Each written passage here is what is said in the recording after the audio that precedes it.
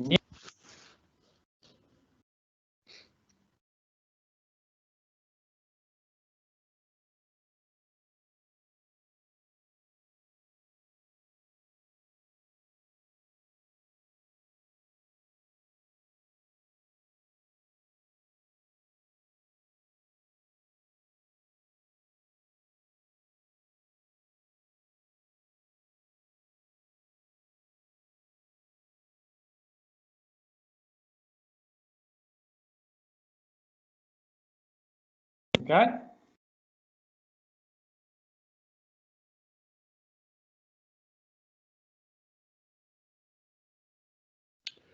Goeiemiddag almal.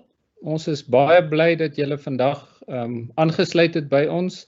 Dat julle tyd geneem het om na hierdie webinar van ons te luister en te kyk. Good afternoon everyone. It's a privilege for us to host you on this webinar, our second one. The first webinar was done by Henry 2 weeks ago, and this is now our second one. I just want to ask you all that you are allowed to pose questions for us on the two bubbles with the question mark above that. You can post your questions there.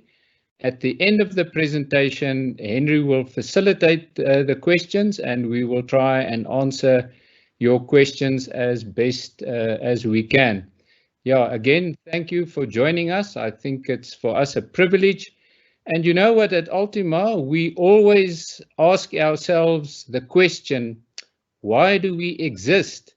Now, there's many reasons, but one of the reasons is to help our clients navigate difficult financial waters and for them to make good informed financial decisions. Now, today is such a session where we want to add value to your life. So we are going to discuss the question, should I consider investing in property? I think it's a pertinent, very important question because as you all know and experience, our world that we know have changed. Many things have changed and we get the question quite often, should I consider investing in property? Should I buy property? So this is not a session to get you to do the one or the other. I'm just going to look at in general what the situation in our country is.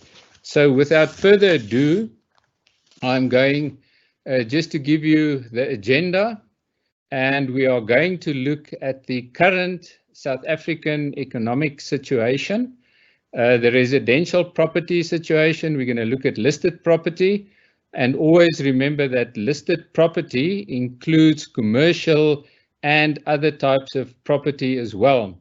And then we're going to look at the buy-to-let property market, which I know many of you like a lot. You like the bricks and mortar. You like that because many people have made a lot of money from that. And then we're just going to draw some conclusions. So when we look at the economic situation, we will see, if we look at this graph, just of the stock market, the South African, the Johannesburg Stock Exchange, and this is up till March when COVID really hit us.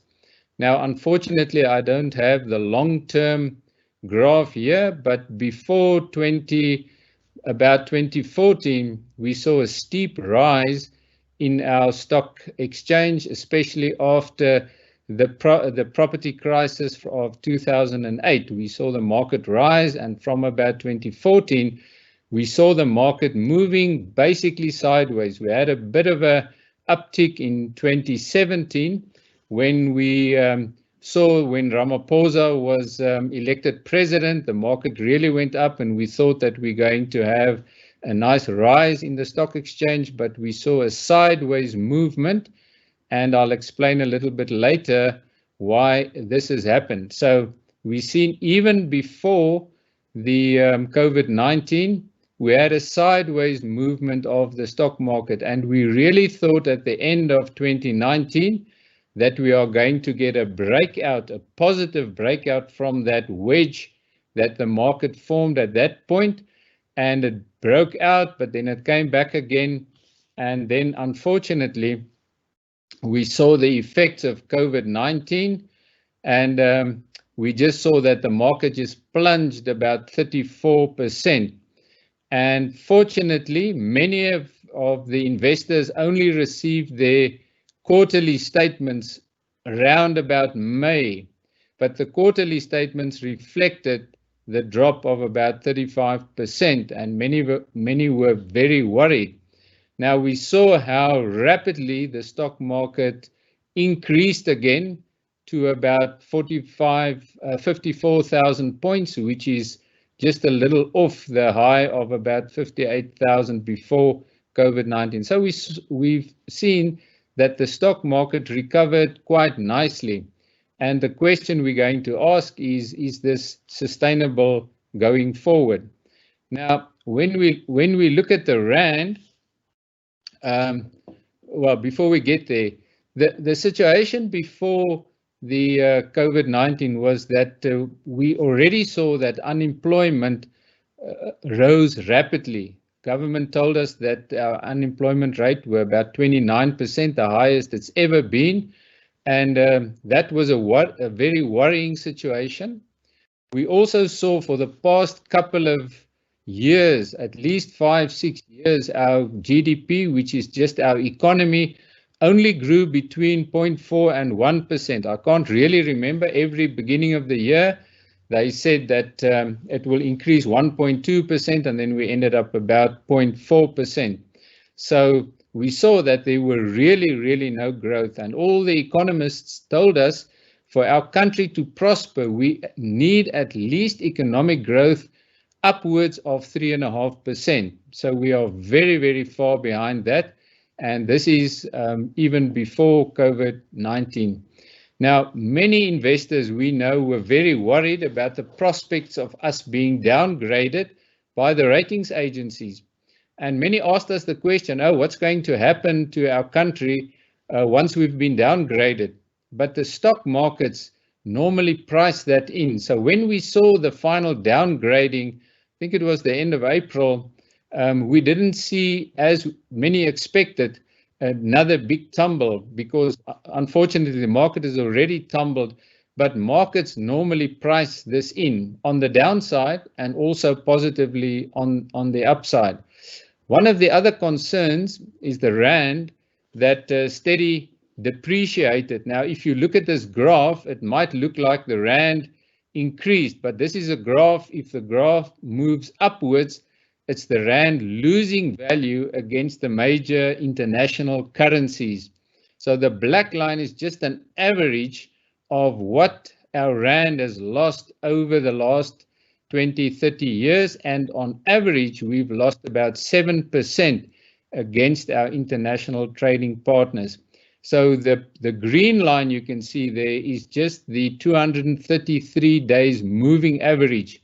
And what that says is that if the graph is below, then the Rand is a bit stronger, and then it should be a time for you or for anyone to move money offshore.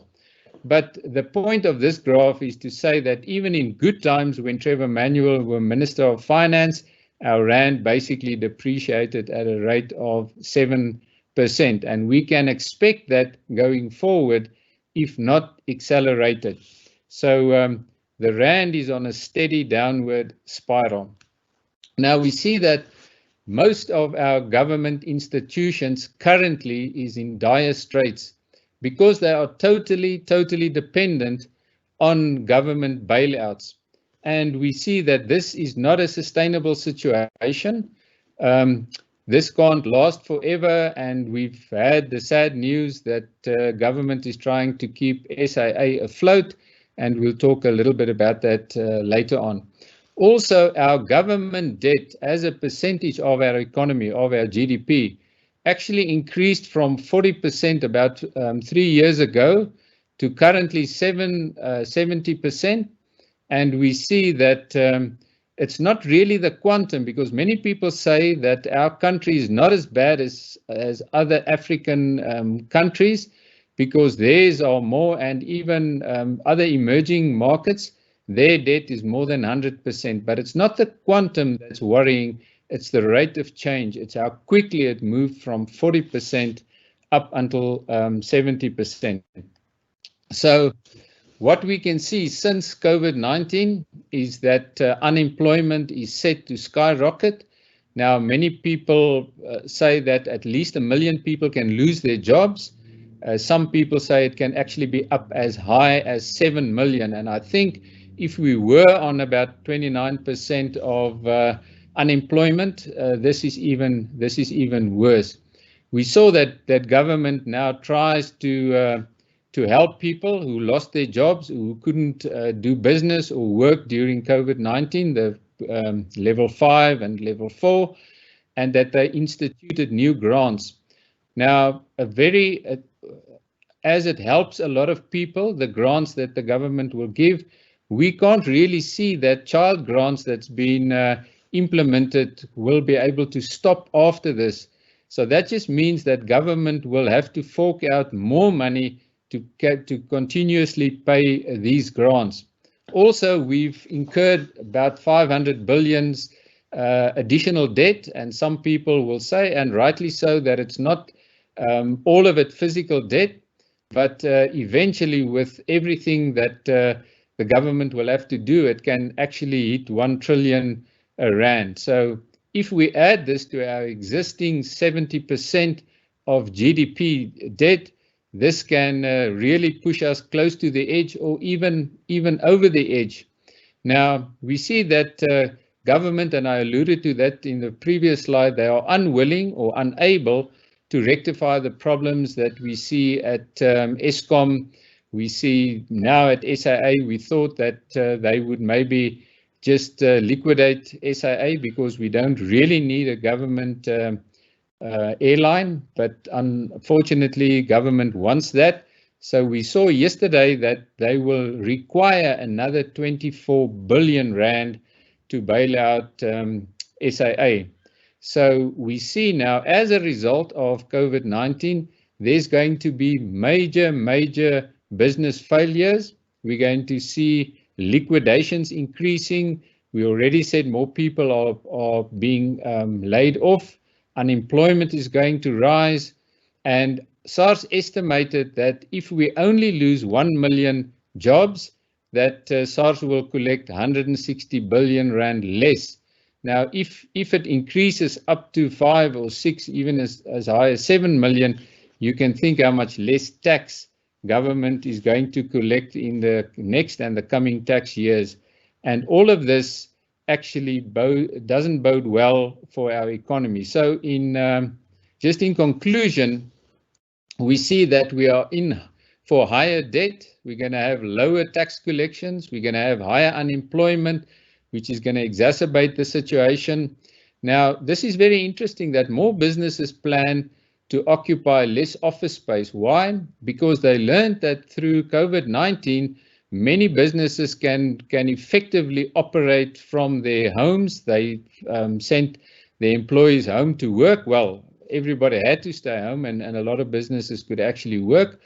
This is going to become a new normal, so that we've seen that many businesses actually now want their employees to work from home, so they are trying to utilize less office space.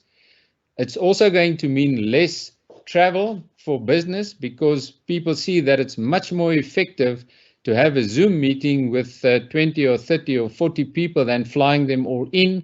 And I just saw an interesting statistic this morning that a small company like Zoom, at this moment, their market capitalization, they are worth more than all the American airlines combined.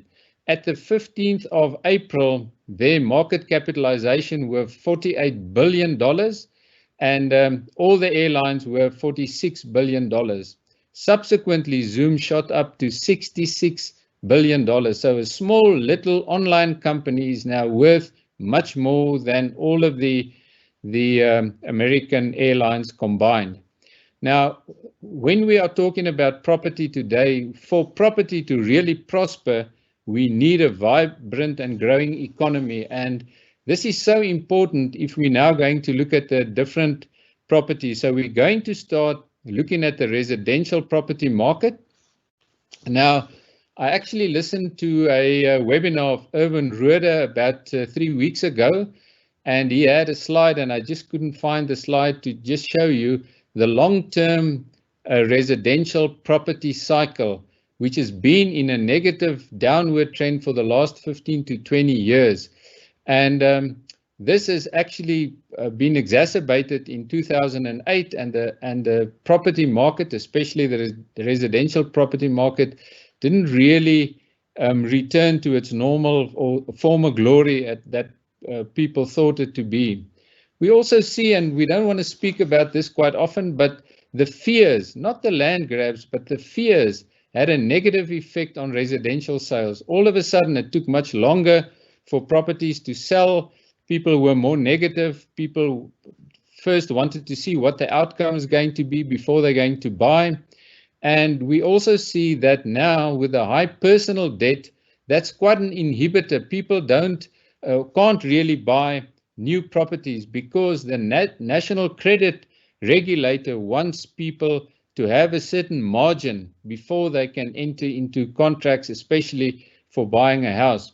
And because we see that many people in their personal capacity is indebted as high as 70%, it just makes it much more problematic for those first-time buyers to occupy the houses. So another problem that we have is getting new building plans approved.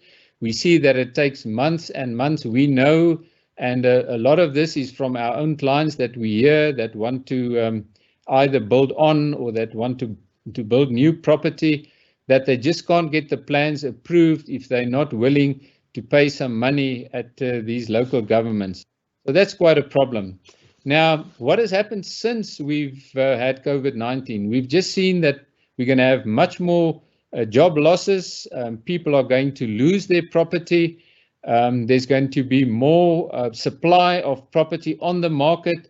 We've already seen, just by driving around, how many more people are now trying to sell their property. It could either be because they lost their jobs, or it could be that they want to move to smaller property. So this could be a great opportunity if you are looking to replace your property, or if you want to buy a new property. It will be now a buyer's market, so it could be a good time for you to buy. But we would just caution that you really look at all the factors before you buy property now. But it could be a great time to buy residential property. So when we then move to the listed property environment, we see that first of all, before COVID-19, we saw that the listed property at the end, since the beginning of 2018, also were in quite a downward spiral. Now, I must say the graph, again, before 2017, up from, well, way down 2006, have been quite steep. And this sector on the JSE actually outperformed the normal sector, although the property sector is much smaller than the retail and commercial sector on the stock exchange. So we saw that rentals and all of that increased quite nicely. But then the Viceroy report that surfaced at the end of 2017, and they targeted companies like Capitec and also Resilient in the property sector. And that all of a sudden brought or threw a cat amongst the pigeons, and we saw the property sector there coming down. Now that decline, and that's before COVID-19, was about 25%.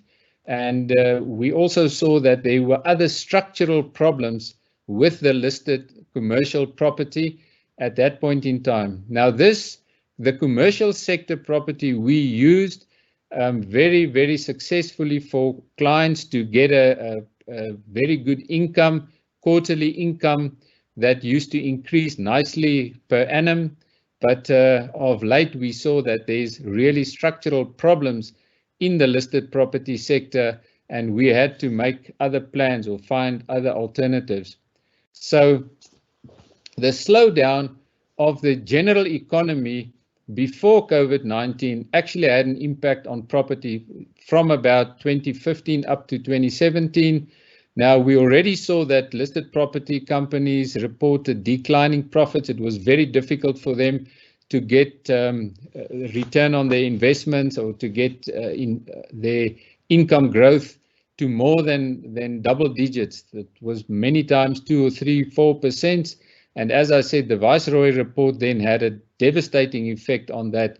Now, the knock-on effect of that was that we already saw companies struggling before COVID-19, struggling to just grow their businesses, because always remember that their rental increases every year, so they have to have a vibrant growth in their businesses to really keep afloat. Now, before COVID-19, people already started buying online. I saw many reports where people said the malls are going to close, but we saw subsequently that that will not happen because people like the experience of going to malls, but many businesses have lost great deals of income because of online purchases. And the online purchases before COVID-19 already drove some companies into liquidation. Now, one of the other good things for companies, but bad things for the property owners, was that when they renewed their leases, and especially the anchor tenants. Now, remember, an anchor tenant normally pays a little bit less because they're taking up so much space. And when their leases came up for renegotiation, they actually negotiated it down because there were more space available, and it was a tenant's market. They were in control. So already that sector was in trouble.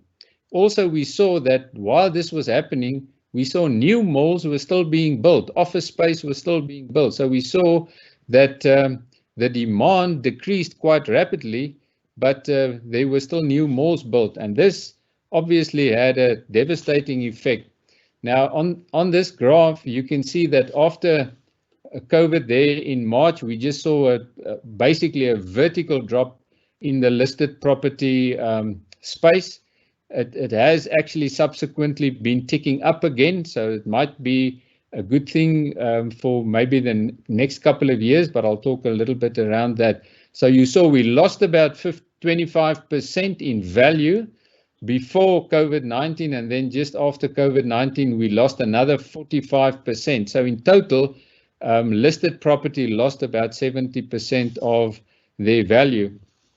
So now it's even worse for the commercials. We see that some non-essentials like restaurants and the hairdressers and small businesses like that were only going to open during phase 1. Now, unfortunately, we heard last night that they can open, which is good news. But still, some of those businesses will not recover. And this will result in more open space, again, less income. So new businesses might not even take up space. We know of a lot of businesses that want to get out of the listed property or the commercial property sector, and this is going to have an influence for many years to come. We also don't see new businesses taking up that space because they've also realized I can work with my workforce from home, or I can utilize a smaller property. So the listed property environment really in dire straits for many years to come. And we've seen now that e-commerce, we've seen how many of the Takealots and the Amazons actually flourishing now, but you see their delivery vans because more and more people are turning to e-commerce and away from physical visitations of the malls. Now, as I said before, Zoom meetings might be the thing going forward, and that will impact on hotels because where you've had a conference and people flying in from all over the world using flights and using hotel accommodation, it's much more cost effective to just have an online Zoom meeting. So when we look at this, we see that the property sector, the listed property sector, is going to be affected for many years to come. So just in conclusion there, if we look at this, and this is quite a busy slide, but I'll take you through that. The purple sectors is the listed property on the JSE exchange against all of the other investments. Now, here you can see March May 26 right through to May 2012, it was always right up there, except this one in May 2008, where it was the worst performer. But we've seen it's been a robust performance. But here from about May 2015, we've just seen that the listed property have just dropped to be basically the worst asset class that you could have been invested in. And you also see from a 15-year return, property used to be just under equity, but they've now dropped, and this is a long term, so they've dropped right down to about the 4th place. And we see that this, as I said, might continue for quite a while. All right, when we now get to the buy to let property market, and I know that many people like this, it's been very popular amongst the young people and old people. We know that many people amassed a lot of wealth through property, and especially in the buy-to-let market.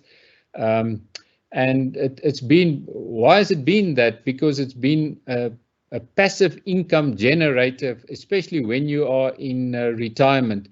People know that they can maybe buy 2 or 3 or 4 properties during their lifetime, get the tenant to pay it off, and then in retirement they live off the increasing income from this sector, from the buy-to-let property sector. Now, we know that it's not as volatile as the listed property sector because it's not listed. You can't see the price of your property on a daily or a quarterly basis, which makes it less volatile. And that is a positive factor.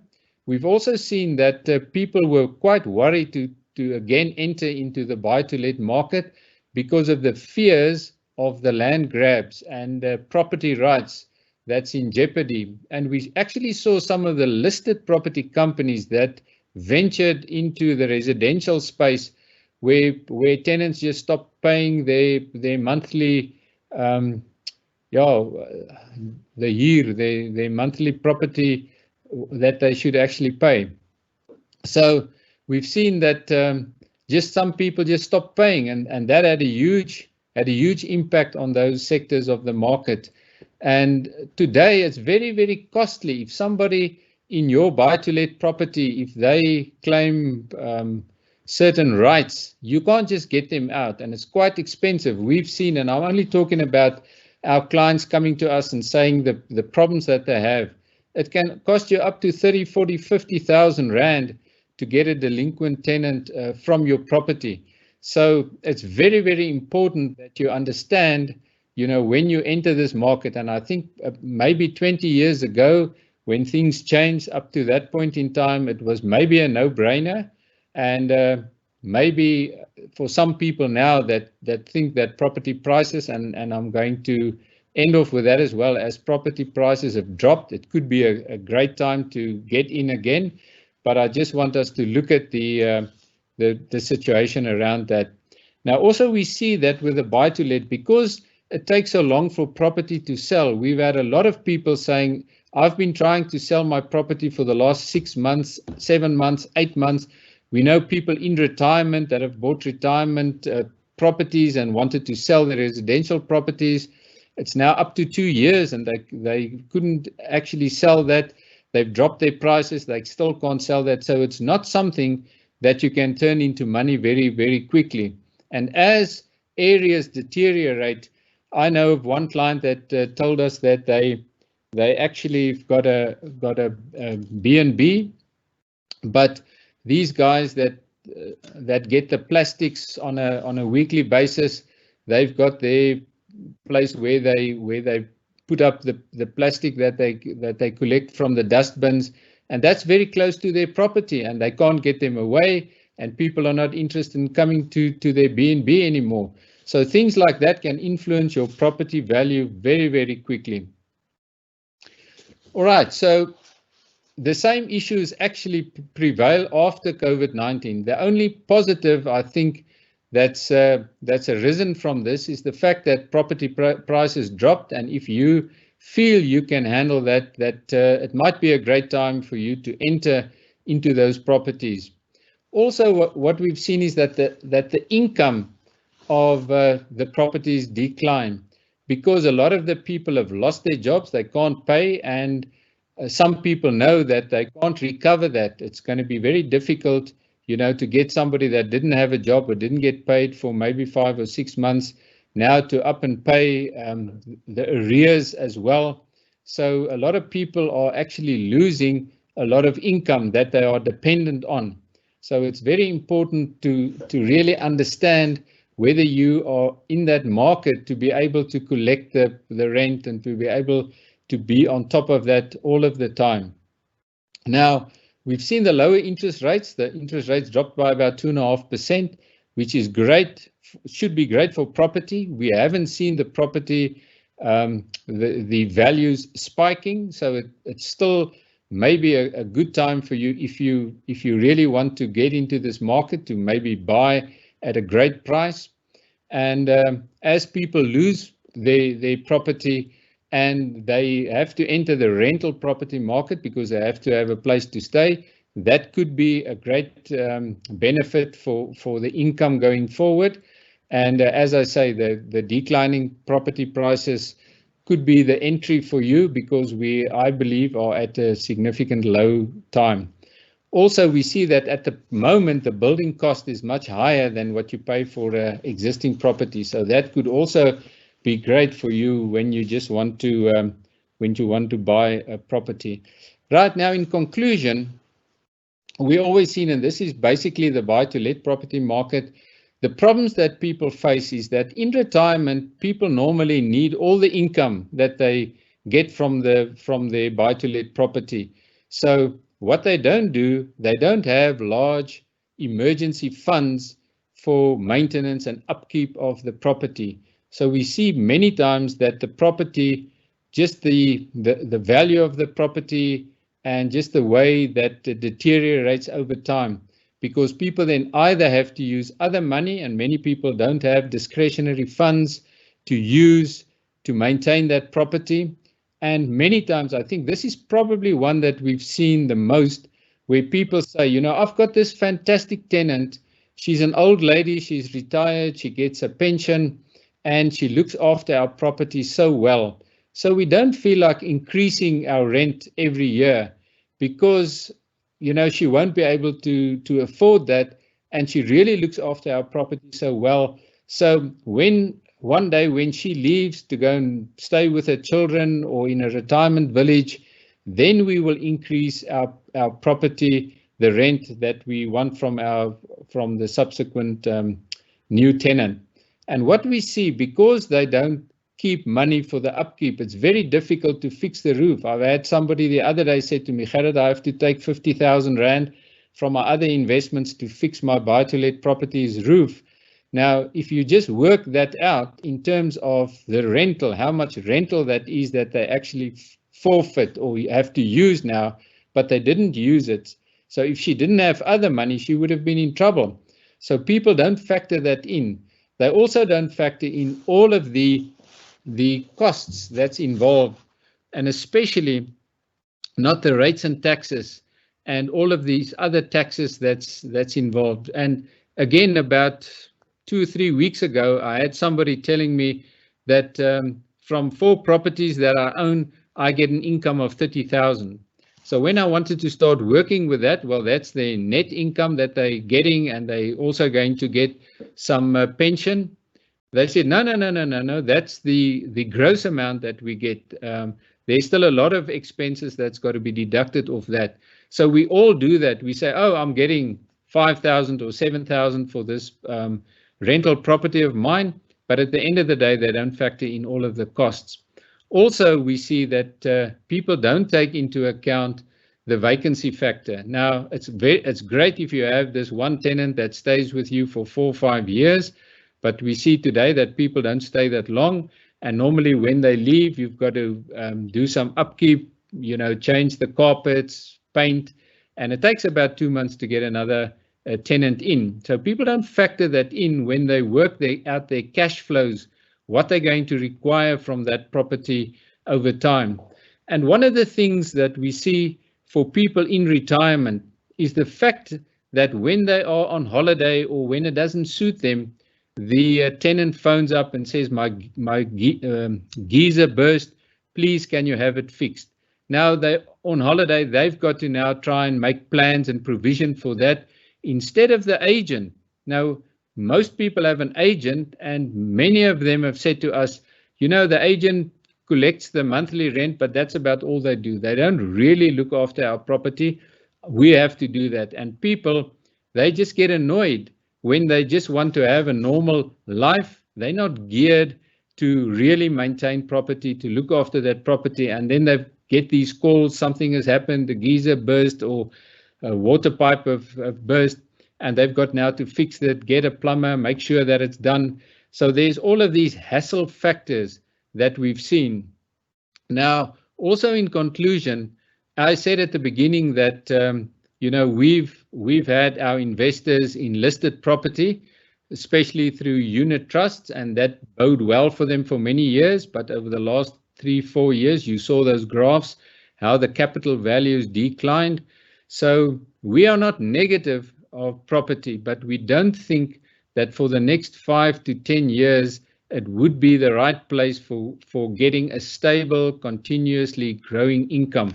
And that's why we've actually come upon a very, very good solution for our clients, and that is investing in medical clinics in the USA, where we think that all of these things that's been a negative is actually a positive. So if you want to know a bit more about the property, especially offshore, because for us, a great factor is the fact that you get an income of about 7% per annum in dollars. And as you saw, if the rand depreciates by 2 or 3%, you can easily get an after expenses income of 10%, where, as I've said, you know, when people do their cash flows and they look at the expenses in South Africa, in our property situation, it's very, very difficult to get a net income of about 10% in the current environment. So yes, thank you. That's it from me. I hope that if you want to buy your buy-to-let or maybe your residential property, you've realized it's not too bad a situation, but otherwise just be careful before you just step into any other property purchases. So yeah, if there's any questions, Henry is going to facilitate that for us, so that we can just answer these questions if you have.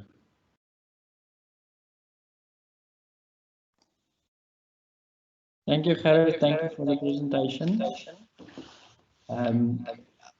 One of the questions was just with regards to the solution then. If buy-to-let property is not the answer, what is the solution? Now, you touched on Orkwest, but yeah, that was specifically. Okay, I think, yeah, you know, they had their seminar, but I don't think other people joined that. About 2 weeks ago, 2 or 3 weeks ago, they actually presented their solution. And yeah, I just alluded to that. I think if people want more information, it's going to take too much time now to just go into all the benefits of offshore property. Safe to say that I think property is a great solution, but then I wanted basically in a first world country which gives me more stability than I have in South Africa.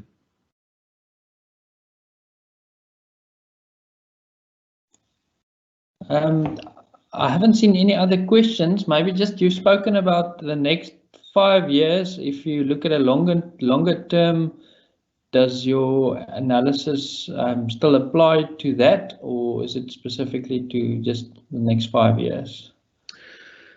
Well, let me tell you, it's very difficult to make a definitive proclamation of the next 5 to 10 years, because nobody knows what's going to happen. I must say, we always say that there's nothing new, but we've never seen, I don't know if any of our listeners have ever seen whether, you know, the whole world's economy came to a standstill within a month, actually a week, within a month. And we've seen that the stock markets have actually rallied quite nicely back to where they are, even our own, and we saw that on the second slide. But we haven't seen the effect of the the negative economic recessions that most countries are in. Now, normally when there's a recession, it's a great time for companies to be different and do different things. So there could be and there should be a sharp return back, but there's no guarantees. We haven't seen the recessions playing out. So we've seen that the markets have actually come back quite nicely, but we've seen that some companies, your Zooms, your Amazons, there's other Netflix, even Tesla, the company actually overtaken Volkswagen now. So there's definitely companies that's benefiting hugely from this, but there's going to be other sectors where people don't want to embrace change, that they're probably going to be extinct. We can think about Kodak. They actually founded the digital camera, but they almost extinct today. They've got some certain sections that they still have going. So we know that economies always move in cycles, and I've no doubt that the economy will return, that property, maybe not as we know it now, will be definitely have a positive years to come again. Whether that's going to be in South Africa in the next 5 to 10 years, I'm not 100% sure, because government hasn't demonstrated the fact that they are able to stimulate the economy for real job creation. And just to employ people is not real job creation that will stimulate the economy for real economic growth that we require going forward. So I would say definitely the next 5 years is going to be a constrained economy. There could be pockets of excellence where there's companies that will excel. There might be even companies that we haven't heard of coming on board, doing well, just as we know that some of our children that's born now is going to do jobs that doesn't exist at this point in time. So all depends how South Africa is going to embrace the new Industry 4.0. And I know government talks about that, but whether they are able to implement that, if we see that they are hanging on to the older structures, trying to keep that in place so that people can just maintain their jobs. Now, obviously, job creation is very, very important. And if we can get that right, where we can create an economy where we can create real jobs, then I'm very, very bullish that in South Africa we will get it right and the cycle will turn quicker rather than later. But I must say, unfortunately, at this point in time, I'm not very excited that our economic growth will be beyond 1% for the next couple of years. So we can just really hope and pray that our government does come to their senses and that they will really open up the economy in the correct way so that we have sustainable real job creations. But Henry, so yeah, it's very difficult to project, because if they do the right things, our economy can be booming within the 5 years. But if we carry on at the same vein, it's going to be very difficult for us. And that's why I would rather have property investments in a jurisdiction where there is great economic growth and where there's job creation. We saw America losing about 6 million jobs, but we've heard that they've employed many, many people again.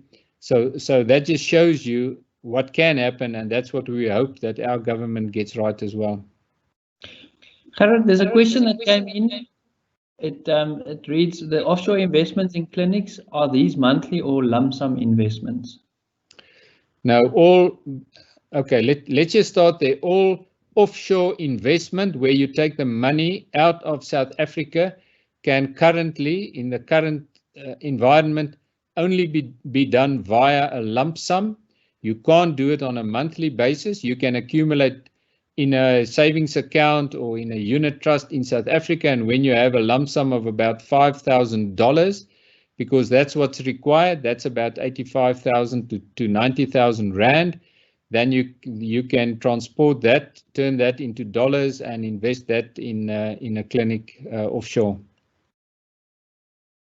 Thank you, Gerrit. Then the last question is, would you encourage young people starting a career to purchase their house, or to just rent their house and invest in other types of assets?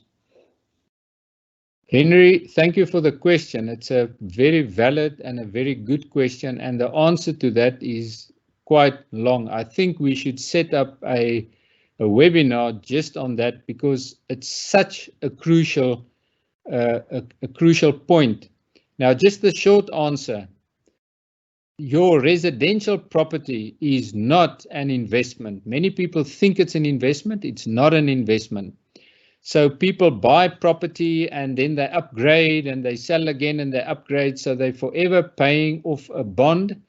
And if you do the numbers, if you just look at the cold, clean numbers, it's much better for you to rent a property and invest the balance.